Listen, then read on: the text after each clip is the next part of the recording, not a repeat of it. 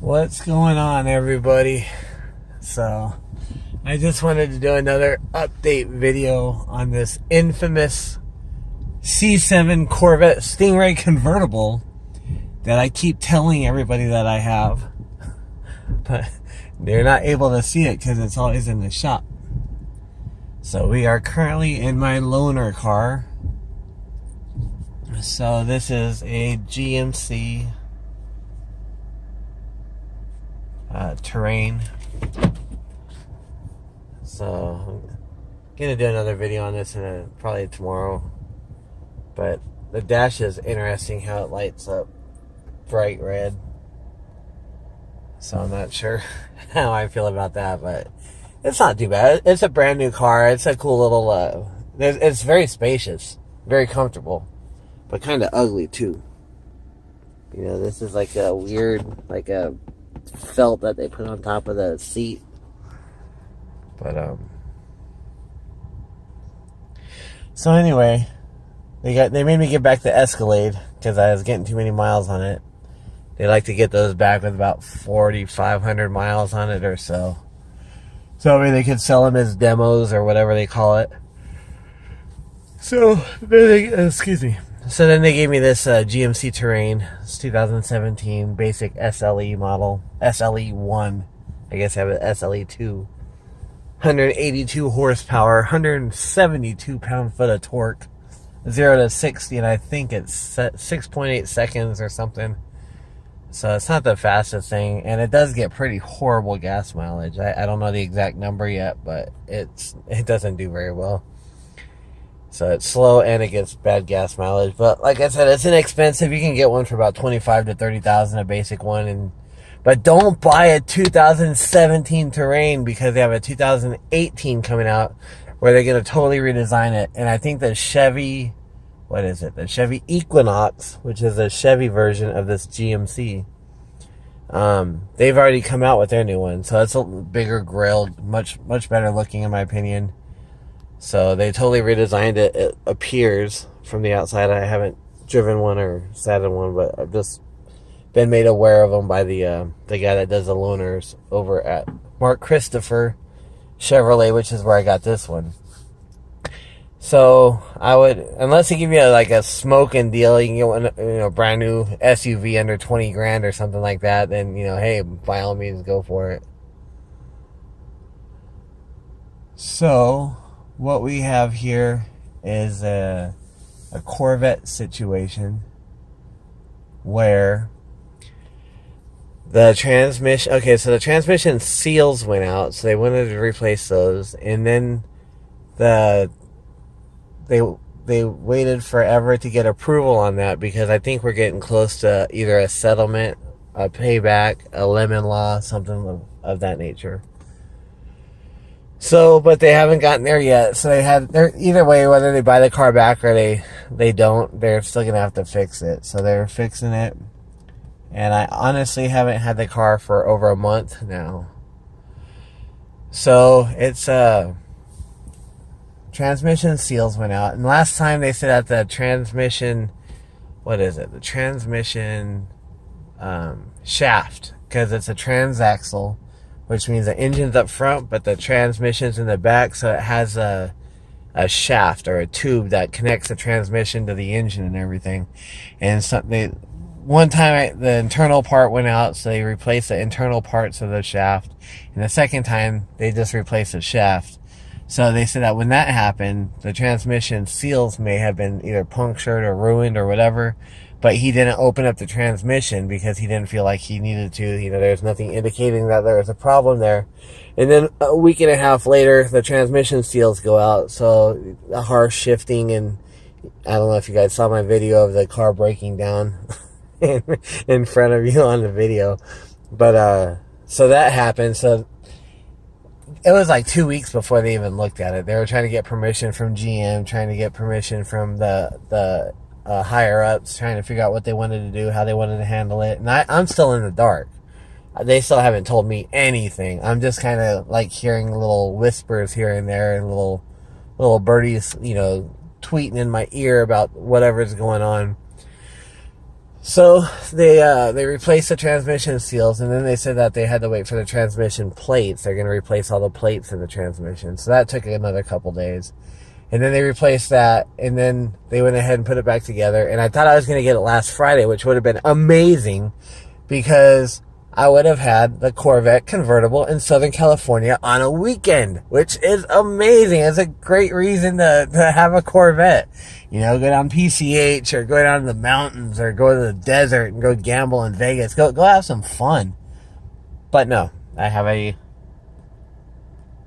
GMC.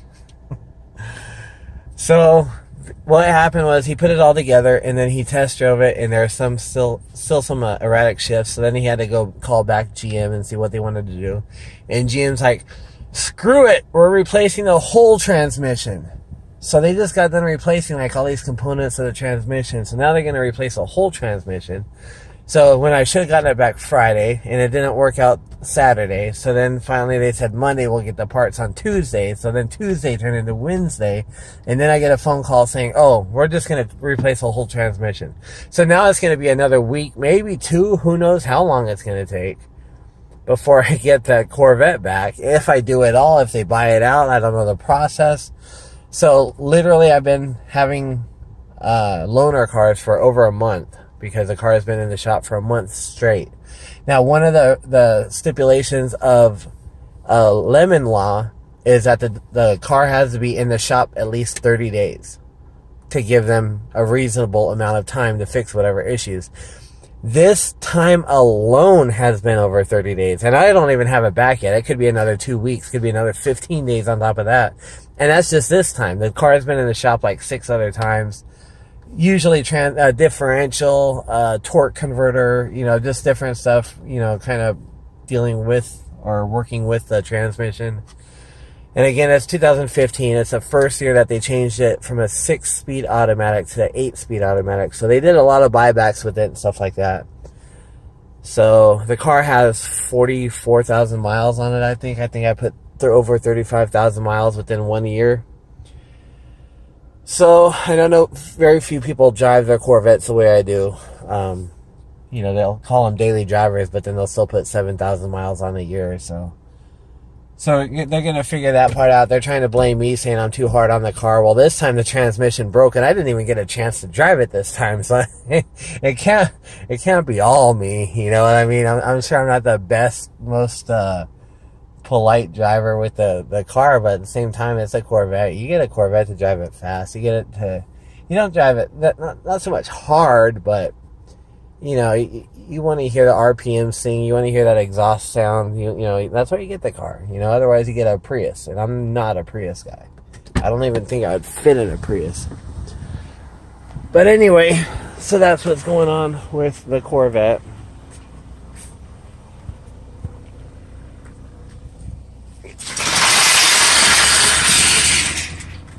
So here's a GMC train, kind of, so you have to pull it up and you have to push the door down. It's not automatic like everybody else. So they give you a little bit of a tire. It's not a total donut, but it's not as wide as the other ones. And then just storage here. A little different than a Cadillac. These, I think, yeah, they'll flatten out. Oh, they're pretty good. Let's see here. Yeah, it's definitely not the easiest. So it's, you know, it's pretty spacious. You got a little handle here. Maybe if you get the nicer one, that's where you push a button and it goes down. So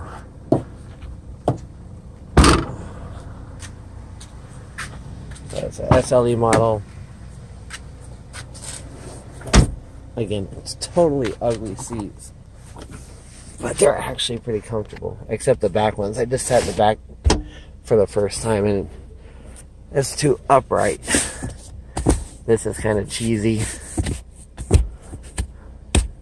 But, you know, working a pinch. Like I said, it's a brand new car, so if you got like a bunch of kids, well, I guess there's only 2 rows back here, so it's only a 5-seater.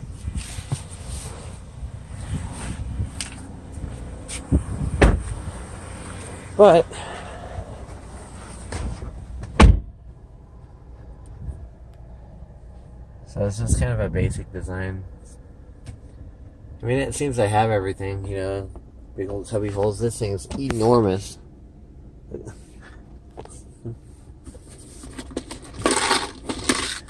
My Tic Tacs. So it's like dropping something off of the Hoover Dam. Not that I ever do, because I think that's illegal. I'm not sure. But so anyway, not sure when I'm going to get that Corvette back. Not sure what's going to happen. But hopefully, it probably won't be this week, because today's already, I think, Wednesday or Thursday. So it'll be next week. And like I said, I don't know if they're going to plan on returning the car or what they're going to do, but they should go ahead and I should get it for a little while. Even if they buy it back, I'm assuming that during the process of them buying it back. Let's look at these people.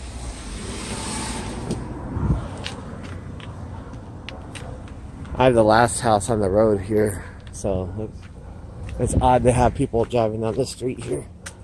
Anyway, there's my little girly piece of junk. No, it's not. Like I said, it's not that bad. It's fine. Nothing wrong with it. And my loaner guy was like, dude, keep in mind, he just came from an Escalade into this. I was like, okay, yeah, you have a point there. So we'll see what happens next week. Should get the Corvette. Man, Friday I was looking forward to getting that car back. You know, I was thinking, wow, you know, I miss this thing. I can't wait to hear it. And I started getting all excited, and they're like, oh, we're just gonna go ahead and change out the whole transmission now. So I was like, oh my god. So the update on the Corvette is not good news in any way, shape, or form. And they said that the settlement is going to go off of the condition of the car, which, excluding mechanics, of course, because it's a lemon law type of situation. So, but the condition of the car and the mileage of the car. So the mileage of the car is probably going to hurt because, like I said, I flipped a Mustang on top of the contract for the Corvette. So I went negative equity. So I'm not sure how all that's going to pan out. It should be interesting. But they say that they give them kind of, you know, they do a lot of assistance to try to get you into a new, you know, a different Chevy or a different, you know, I don't know if it's new or used or what they're able to do, but I wouldn't mind getting, like I said, that Z06, you know, there's one over there, but, you know, I'm having some transitions with the business right now, and I'm not even sure that I can pay for it or afford it, or I'll have a business. Everything should be okay, but the government's kind of kicking my butt a little bit with formalities and procedures and fees of applications for permits, and don't even get me started. And I'm just a regular dude, you know, I'm not like a big business guy or anything like that. So life is interesting. I think the Japanese have a saying something along the lines of, may you have an interesting journey. And that's exactly what this is. Not a good one, a bad one. It's just going to be very interesting. So hope you guys stay along for the ride. I appreciate you watching the video. Sorry, I had to put the phone down. Our cops here are all in undercover cars in the city here, which is crazy. Because sometimes there'll be a Jeep, or sometimes it'll be a Dodge Magnum, old school station wagons. It's all kind of like I don't know that they have a regular police force. I know that they have like sheriff cars that are regular black and white, you know, cop cars. But as far as a regular local police, I think it's just whatever the person has that happens to get the job. I'm waiting to see a Honda Civic cop car or something. Horse and buggy, or I don't know what's going on. Anyway, folks, thanks for watching. Again, please stick with me during this journey. It should be interesting. You know, if nothing else, you'll learn what happens during a lemon law process in California. So please subscribe. Please give me that thumbs up. And let's go ahead and try to conquer the world. Get a new Corvette and live a fantastic life.